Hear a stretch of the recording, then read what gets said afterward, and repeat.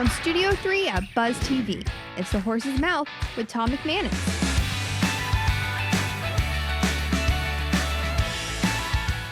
All right, welcome into The Horse's Mouth here at Tommy Max. It's up close and personal time, brought to our good friends at the Foodies Care Organization, helping people right here in Northeast Florida. My old teammate, my good friend, David H. Widell Jr.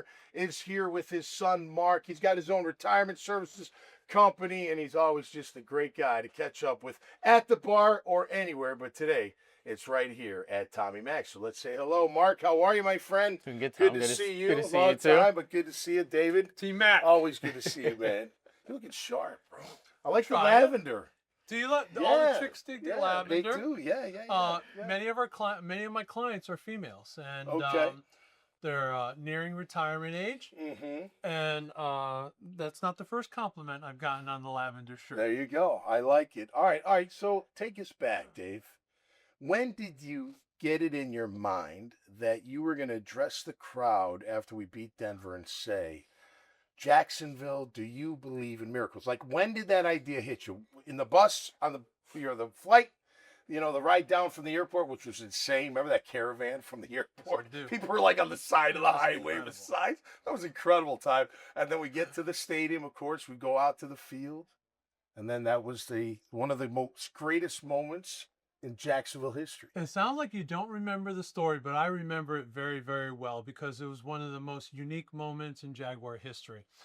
After we beat my old team, That's right. and my old quarterback, John Elway, Yep. at Mile High Stadium in an incredible game with incredible effort, urgency, and grit and playmaking.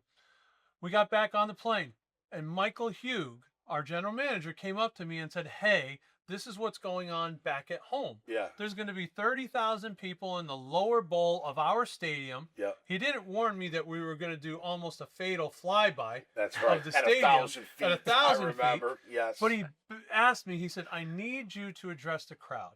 Okay.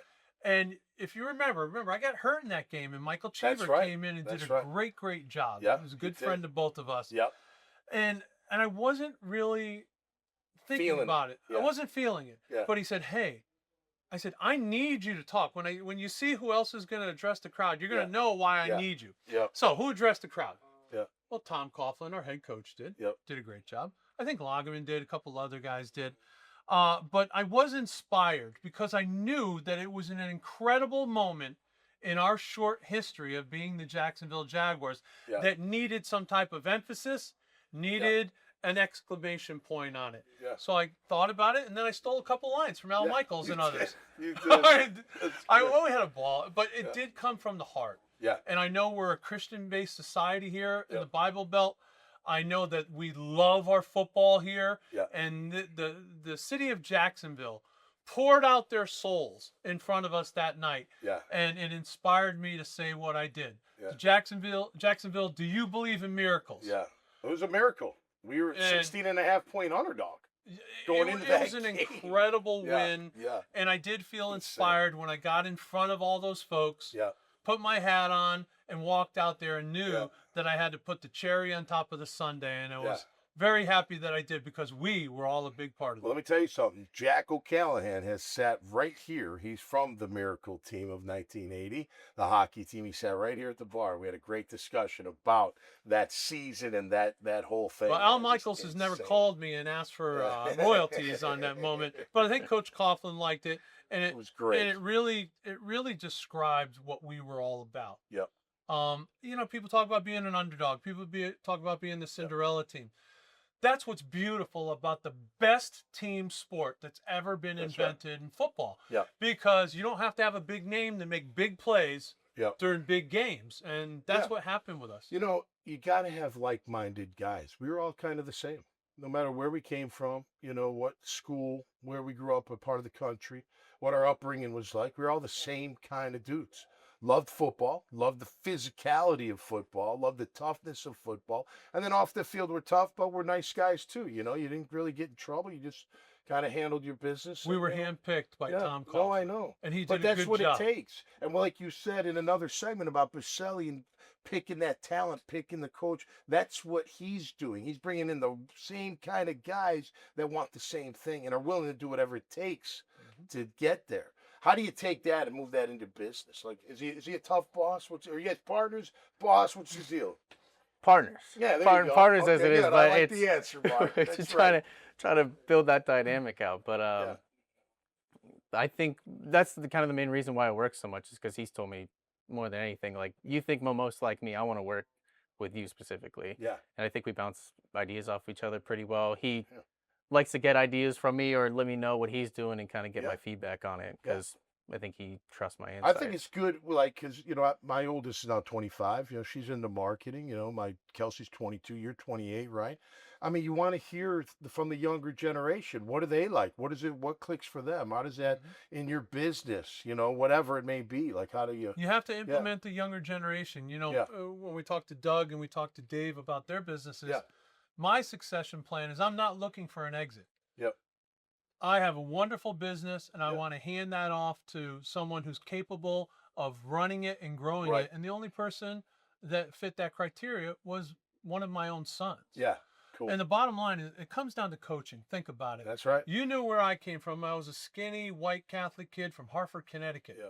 I had the brains to get into Boston College, like you and I both did. Big hands, though. Okay, I started out with big hands, like a big German, big German. Exactly. But without the great coaching that we got at Boston College. Oh yeah. And part of that was with Tom Coughlin when I was a freshman. Yeah. And most of that was with Mike Mazer, who coached me both at Boston College and made me into an NFL prospect. Yeah. And then who coached me again here when I was 30 years old. Yeah. I still had Coach Mazer yelling the same. Oh yeah. The same things he yelled at me when I was 18. Yeah. Somebody called the DEA. I got 280 pounds of dope standing in front of me. That was the best line he ever threw out there. Football is just like business. Yeah. And life. If you're not getting better, you're getting worse. Right. So you either grow, you learn all the time to make your craft better. Yep. And if you're sincere, and if you're bringing a great product or service to people that benefits them, you're going to do very, very well in this country, and especially right here in Jacksonville. I always feel like when you win, you're going to learn something, and you should be humble in that. When you celebrate privately, but be humble. And then when you lose, take it with grace and figure out maybe why you lost for that certain whatever, sale or whatever it may be. There is wisdom to be gained. Yeah. I don't want to lose, but you're not going to win every battle in life, but you're going to take something away from it. And if you can turn that into a life lesson, then the experience was worth it. Let me real quick, and if I may, I might have to extend this just for a minute, but CTE, David. It's real. Another player had been found with CTE that took his life. Kid in Dallas. Yeah. I was asked the other day on radio how it felt. I'm just like, look, I don't feel like I have it. You know what I mean? I don't get depressed. I don't know all the symptoms. So I'm not trying to act like an expert here, but the concern is there. And the concern on top of it, where that could lead. Do you feel that way? It's real. We played a barbarous sport, especially back then. Especially back then. It's physical. real. Yeah. You're not a tough guy if you discount what CTE is. No, right. And the real takeaway here is we know many guys. Yeah. I've lost friends that had CTE, took their own lives, wrote notes that said, "I don't know what's wrong with me. Please take a look at my brain."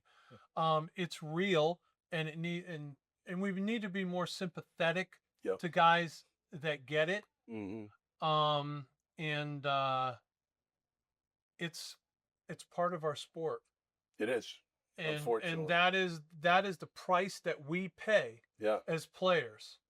Knowing that that's part of the risk that we're going to take. Yeah. But I tell you what, our love, you tell me, our love for this physical game. Oh yeah. I wouldn't have changed overcame any kind of fears or worries that you might have had about that. That's how much we love the game. Yeah. And back then it was. I remember in BC, I had a drill with my fullback. He was my teammate and roommate. And it was a blitz drill. And instead of going around him, I tried to run through him. Mm-hmm. Well, he started choking. He fell on the ground. He couldn't breathe. Adam Womack. And I was freaking out. Anyway, they get him pads off. They get him okay. Goes to the hospital, gets the X-ray and the CAT scan, all that. Doctor's like, you got a broken bone inside your throat. He's like, were you in a car accident recently? He's like, well, kind of. Felt like it. I mean, think about that. And that's just from one collision. You think about all the collisions that everybody goes through. The collisions add up and they're cumulative. Yeah. And that's why I love Doug with I-9 Yeah, Sports. yeah. I think all kids should play flag Star football. flag. I agree. All little girls that want to play it, Yeah. all little guys. Agreed. The guys who are going to be trained killers to get to play at the level or intensity that we got to, Yep. they're going to show themselves. No doubt. But there's no reason for those guys beating up on little kids when they're 8, 9, 10 years old. True. You didn't even want us playing No. tackle for a No, you while, can't. and I remember I was like, I just want to play tackle football. Yep. But now, like playing through high school and even just doing that, Yeah. I'm like, I Yeah. get it. Like, Absolutely. I mean, going up against some kids that were like D1 commits and you get run over, and like, that doesn't feel good. I couldn't imagine Is doing that how it that. felt? I'm just It kidding. didn't feel great. Hey, he's 6'7", mom's 5'2". Yeah, I'm right here in the middle. That's right. I didn't become a giant like you guys. That's right. We Good. were in a unique fraternity Yeah, no doubt. of a bunch of tough guys, coached Yep. by a bunch of tough guys. Yeah. They're even tougher than us when Yeah. it comes to the Coach Coughlins of the world. Yep. And but it helped us get to where we are today. Yeah, and That's how I being look at how we are today. Great to have you guys. Thanks so much. Thanks, Yeah, Tom. the best, the best. All right, that'll do it for us. Check out Widell Retirement Services. He's in Jax Beach, right at the corner on Beach and A1A, or a block off. What, First Street South? It'll be about First Street South. It's a direct tax and building right there on 3rd Street. So until next time, you stay safe. You be cool out there. We'll see you right here on the Horse's Mouth. Cheers.